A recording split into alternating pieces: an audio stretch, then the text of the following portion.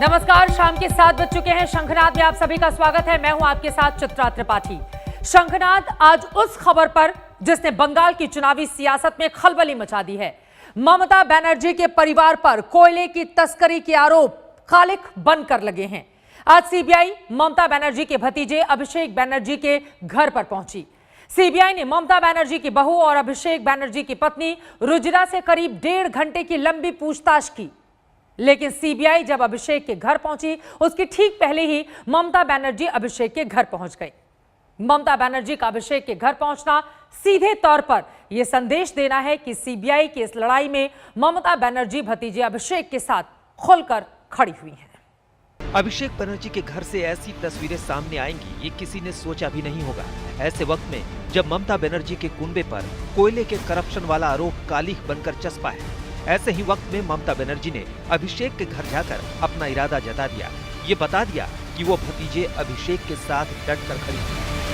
ममता बनर्जी निकली है, शायद वो बात करेगी अभिषेक बनर्जी की बेटी के साथ। वो यहाँ पे वो निकली है घर से, गाड़ी में वो बैठ रही है। हम देख सकते हैं ये एक नया डायमेंशन खोल देता है पूरे विषय में। ममता बनर्जी फैमिली मेंबर है अभिषेक की। ममता बनर्जी अभिषेक की बेटी अंदर चली जाती है। ममता बनर्जी गाड़ी में उठ चुकी है और शायद वो यहाँ से कुछ वार्ता देना चाहेंगी, हमें यही लगता है। देखिए वो निकल रही है। क्या ममता बनर्जी बात करेंगी हमारे साथ? ये अभी तक वो ममता बनर्जी का कॉन्वॉय निकल चुका है। सिर्फ 10 मिनट ही ममता अभिषेक के घर पर रुकी। 10 मिनट में उन्होंने अभिषेक बनर्जी की पत्नी रुजिरा से बात की। 10 मिनट के बाद ममता बाहर निकली और ममता के बाहर निकलने के 5 मिनट बाद ही सीबीआई की टीम रुजिरा से पूछताछ करने पहुंच गई। 11:40 के आसपास 2 टीमें यहां आई, 1.5 घंटा बातचीत किया रुजिरा नरूला के साथ और यहां से वो लोग चले गए। सूत्र बताते हैं कि रुजिरा से कुछ इस तरह के सवाल पूछे गए। कोयला तस्करी के आरोपी अनूप मांझी से क्या रिश्ता है? अनूप मांझी के खाते से आपके खाते में रकम क्यों भेजी गई? अनूप मांझी ने पहले कब कब पैसे दिए? आपकी कंपनियां क्या क्या कारोबार करती हैं? आपकी कंपनियों का टर्नओवर कैसे अचानक बढ़ गया?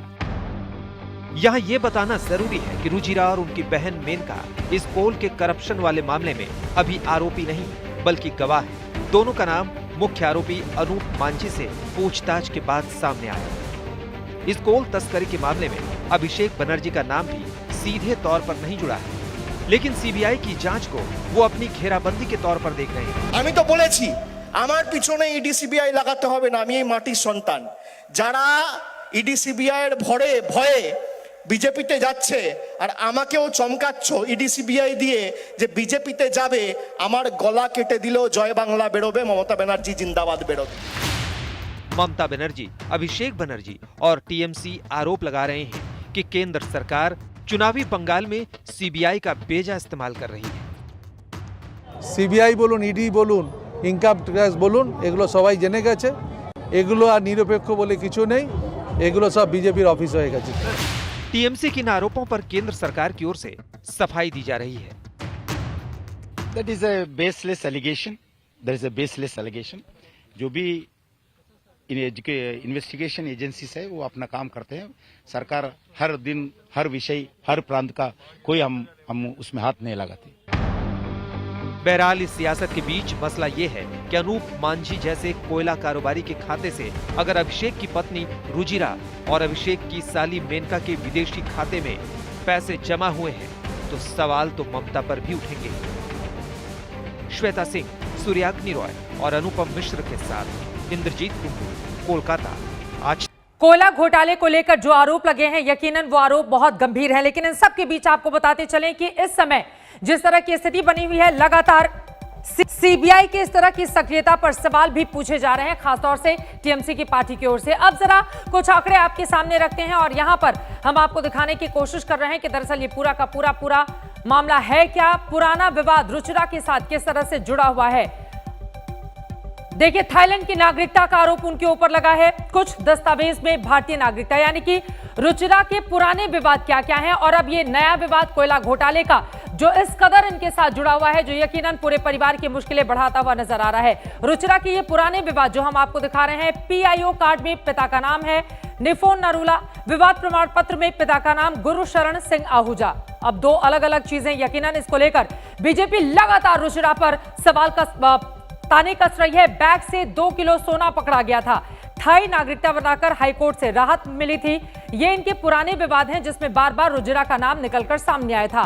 थाई नागरिकता होकर भी पैन कार्ड उनकी ओर से बनवाया गया और उसके बारे में जानकारी नहीं दी गई। गृह मंत्रालय ने इस पूरे मामले में नोटिस जारी किया था रुचिरा के खिलाफ। तो ये उनके पुराने विवाद हैं और अब ये कोयला घोटाले का जो मामला यकीनन रुचिरा के मद्देनजर पूरे की पूरे ममता बनर्जी परिवार की मुश्किलें बढ़ाता हुआ। लेकिन रुचिरा पर तीन जो बड़े आरोप लगे हैं वो आपको दिखा रहे हैं। अनूप मांझी से कनेक्शन इनका पूरा का पूरा क्या है, जो किंगपिन इस पूरे घोटाले का बताया जा रहा है। कोयला घोटाले में लेन देन ट्रांजैक्शन को लेकर भी आज लंबे चौड़े सवाल पूछे गए सीबीआई की टीम की ओर से। इनके ऊपर आरोप लगे हैं और विदेशी खातों में इनके रकम है और इस किंगपिन से किस तरह के नाते और रकम का ट्रांसफर कहां किया गया, इसको लेकर रुचिरा से सवाल जवाब सीबीआई की टीम की ओर से किए गए हैं। और ये हम आपको फैमिली ट्री दिखा रहे हैं। देखिए, ममता बनर्जी जो मुख्यमंत्री बीते 10 सालों से हैं और वहां पर उनके परिवार में बहुत सारे सदस्य हैं। लेकिन आपको बताते चले, अभिषेक बनर्जी जो बड़ा नाम ममता बनर्जी के बाद निकलकर सामने आया है और उनको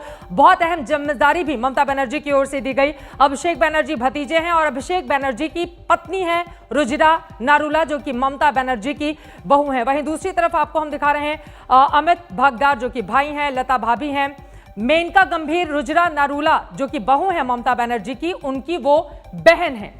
तो इस तरह से ये पूरी की पूरी फैमिली ट्री। लेकिन रुचिरा और मेनका इन दोनों के नाम सामने आने के बाद यहां पर यकीनन परिवार की मुश्किलें कहीं ज्यादा बढ़ी हुई हैं। और आज सीबीआई की पूछताछ के ठीक पहले ममता बनर्जी भी अभिषेक के घर पहुंची। तकरीबन 10 मिनट का वक्त उनकी ओर से बताया गया, परिवार को समझाया गया और उसके बाद वो निकलकर वहां से बाहर चली गई।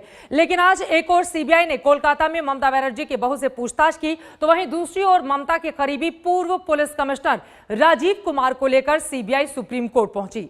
शारदा चिटफंड मामले में करीब 14 महीने के बाद सीबीआई राजीव कुमार को हिरासत में लेने की मांग कर रही है, जिसे कोर्ट ने जमानत दी थी। आज क्या कहा है सुप्रीम कोर्ट में सीबीआई ने, वो आपको दिखा रहे हैं। पूर्व पुलिस कमिश्नर राजीव कुमार की हिरासत की मांग की है। राजीव कुमार को लेकर आपको बता दें, पश्चिम बंगाल की सियासत काफी ज्यादा गर्म आई थी। बीजेपी और टीएमसी आमने सामने आ गई थी। सबूतों से छेड़छाड़ होने का जताया है सीबीआई ने शक, गवाहों पर दबाव डालने का शक जताया गया है यहां पर सीबीआई की ओर से। और इसी वजह से शारदा चिटफंड मामले में राजीव को अपने शिकंजे में लेकर उनसे पूछताछ करना चाहती है। जांच में सहयोग न करने का आरोप भी उनके ऊपर लगाया गया है। पूर्व पुलिस कमिश्नर राजीव कुमार की हिरासत की मांग इस आधार पर की गई है शारदा चिटफंड केस पर। आपको बता दें कि जब यह मामला सामने आया था, सीबीआई की टीम आपको याद होगा जब पहुंची थी पश्चिम बंगाल, उस समय ममता बनर्जी ने किस तरह से उनका बचाव किया था।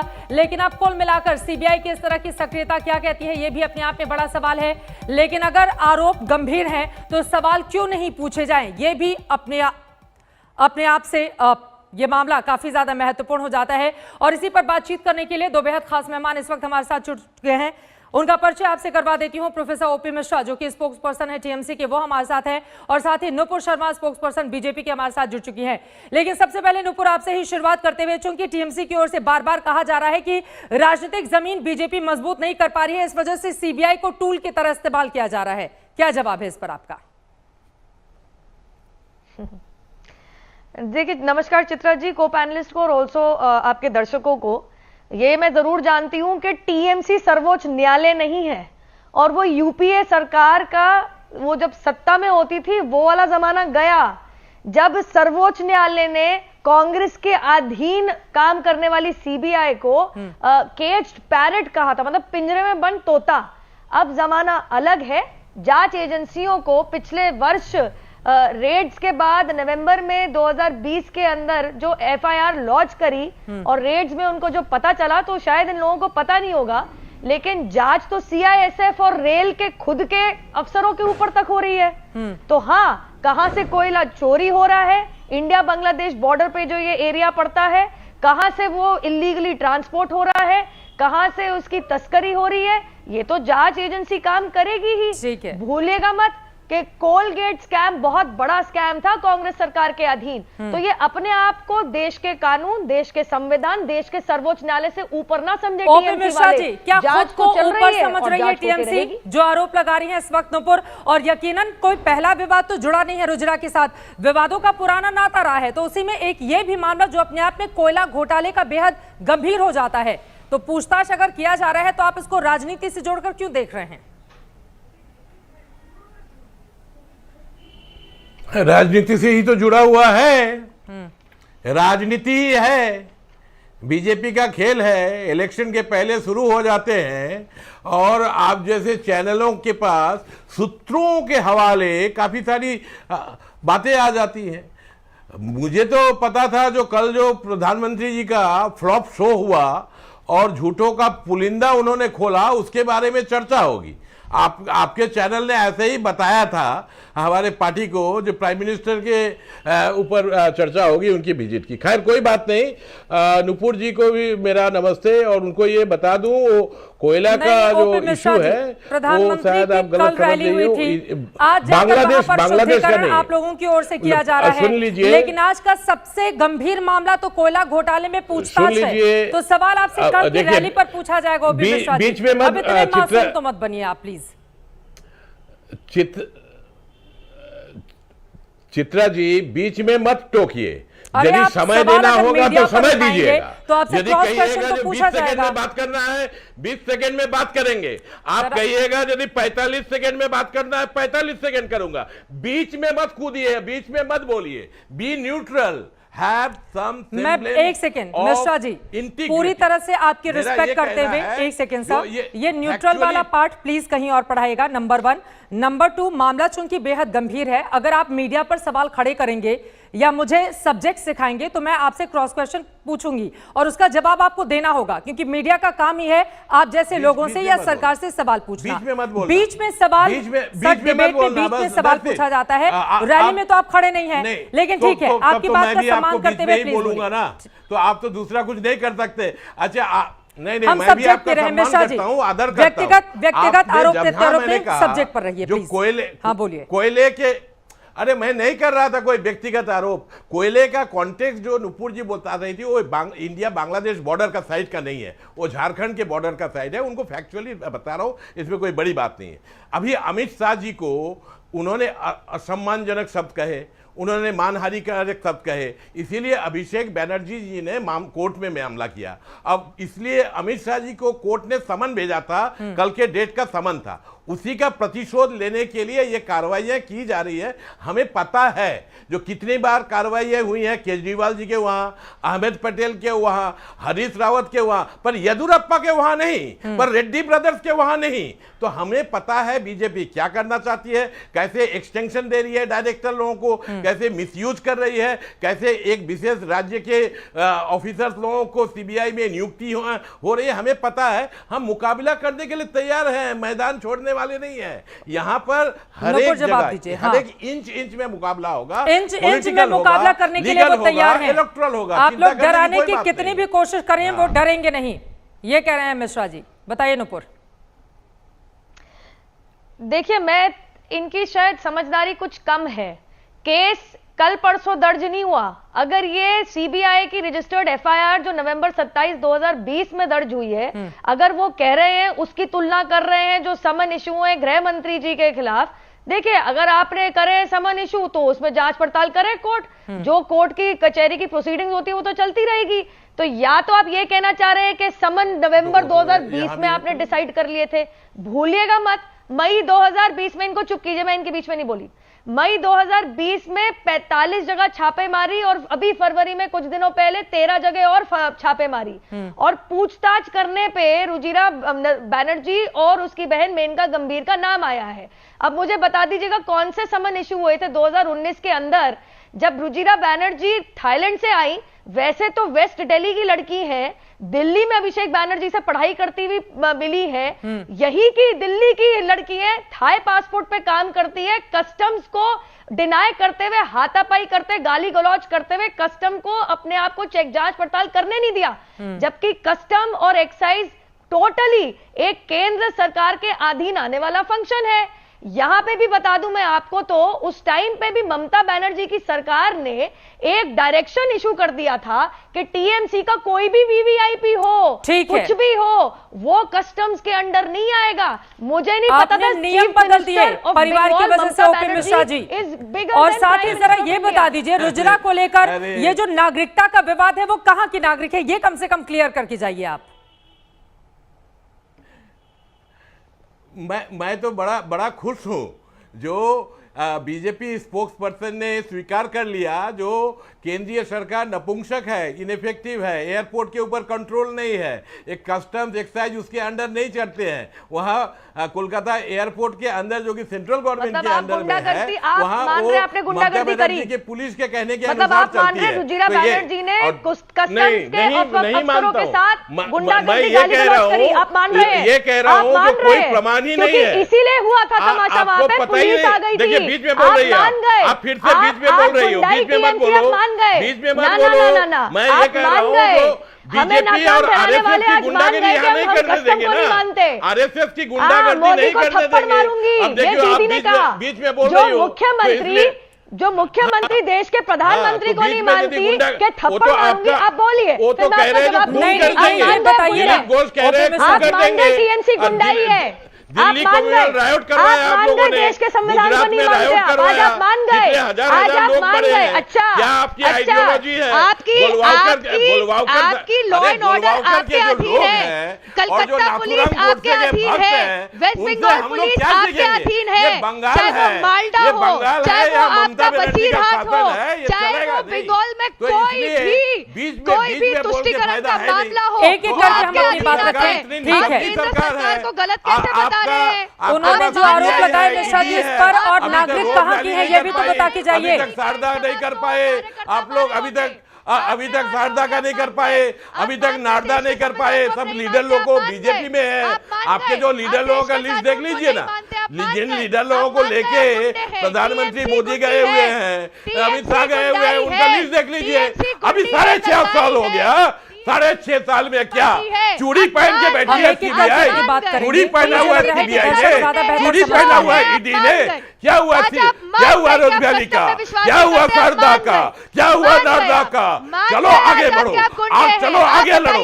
राजनीतिक लड़ाई लड़नी है, राजनीतिक लड़ाई लड़ेंगे, इलेक्ट्रल लड़ाई लड़नी है, इलेक्ट्रल लड़ाई लड़ेंगे, पॉलिटिकल लड़ाई लड़नी है, पॉलिटिकल लड़ाई लड़ेंगे। और मोदी का नहीं चलेगा, शाह का नहीं चलेगा, बंगाल का चलेगा, आरएसएस का नहीं चलेगा। आप लोग, अरे भाई नीरव मोदी कहाँ गया, नीरव मोदी कहाँ गया? किसके संरक्षण में वो लंदन में है, किसके संरक्षण में लंदन में गया हुआ है? इतने जो भगोड़े हैं वो लोग कहाँ गए? वो लोग क्या लंदन चले गए, अर्जेंटीना में छुप के बैठे हुए हैं? आप लोग हिटलर की औलाद है और इसीलिए इस तरह की बातें कर रही हो। आप लोग अर्जेंटीना में जाके छुपे हुए हो क्या? आप तुष्टिकरण करते हैं। कलकत्ता के उच्च न्यायालय ने ये भी कहा है जो आज आपका लीडर अभी अरेस्ट होने वाला है, आपका कोचिंग सप्लाई करते हुए पकड़ा है, आपकी एक लीडर पकड़ा गई है और उसके साथ माननीय अमित शाह जी की फोटो है। एक एक करके हम अपनी बात रखते हैं। मिश्रा जी चलते चलते एक लाइन में क्या बता पाएंगे कि रुजिरा जी की नागरिकता कहाँ की है? जो कितने धान में कितना चावल होता है वो होगा। आपको मैं बता रहा हूँ, पासपोर्ट के बारे में कोई सवाल हो तो केंद्रीय सरकार की नाकामी है। केंद्रीय सरकार यदि अपना कानून रूल ऑफ लॉ को मेंटेन करना चाहती है तो कोर्ट के पास आए। हम लोग सवाल जवाब करें। चलिए इस तुतु में से अब बाहर निकलते हैं, वक्त की कमी है। आप दोनों का बहुत शुक्रिया हमारे साथ आज तक पर इस चर्चा में शामिल होने के लिए। पश्चिम बंगाल की लड़ाई दरअसल इसी तरह से टीएमसी और बीजेपी के बीच में जबरदस्त तरीके से, जैसा कि आपने डिबेट में सुना, ऐसे ही चल रही है पश्चिम बंगाल में भी। आगे क्या होगा? क्या सीबीआई का इस्तेमाल किया जा रहा है केंद्र सरकार की ओर से, या फिर अगर आरोप गंभीर हैं, सीबीआई उसमें पूछताछ के लिए पहुंच रही है, तो फिर ममता बनर्जी की पार्टी की ओर से आरोप क्यों लगाए जा रहे हैं कि दरअसल पूरा का पूरा मामला राजनीतिक है? इस पूरी खबर पर लगातार रहेगी आज तक की नजर। आगे बढ़ते हुए एक और जरूरी खबर आप तक पहुंचाते हैं। आज कोर्ट ने दिशा मामले में सरकार पर सख्त टिप्पणी की, वहीं दिशा की गिरफ्तारी को लेकर भी सवाल खड़े किए। क्या कहा गया है कोर्ट की ओर से, जल्दी से इसके बारे में आपको जानकारी देते हैं। सरकार की नीतियों से असहमत होना अपराध नहीं है, कोर्ट की ओर से यह बड़ी बात कही गई है। असहमत होने पर जेल नहीं भेजा जा सकता है और इस तरह से जमानत मिल गई। पुलिस की सबूत उलझे हुए कम और अधूरे हैं, यानी कि पुलिस के पास जो सबूत है वो पूरी तरह से पुख्ता नहीं है। दिशा के अलगाववादी विचार होने के सबूत नहीं है। कोर्ट की ओर से यह टिप्पणी की गई है। सरकार के जख्मी घमंड के लिए राजद्रोह नहीं लगाया जा सकता है। दिशा का कोई भी आपराधिक रिकॉर्ड नहीं है। टूलकिट मामले में दिशा को जमानत देते समय यह तमाम बातें कोर्ट की ओर से कही गई। व्हाट्सएप ग्रुप बनाना या टूलकिट एडिट करना अपराध नहीं है। एजेंसियां अंदाजे के आधार पर आजादी पर पाबंदी नहीं लगा सकती। ये महत्वपूर्ण बातें कही गई हैं। टिप्पणी के दौरान प्रतिबंधित संगठन से संपर्क के सबूत पेश नहीं कर पाई है पुलिस। तो ये महत्वपूर्ण बातें कही गई हैं और यकीनन अब इस पूरे मामले में आगे क्या होता है ये देखना रहेगा काफी ज्यादा दिलचस्प। नमस्कार, मैं हूं अंजना ओम कश्यप। हमें उम्मीद है ये वीडियो आपको पसंद आया होगा। लेटेस्ट खबरों के लिए यूं ही देखते रहिए आज तक और इस वीडियो के पसंद आने पर लाइक, शेयर एंड सब्सक्राइब करना ना भूलें।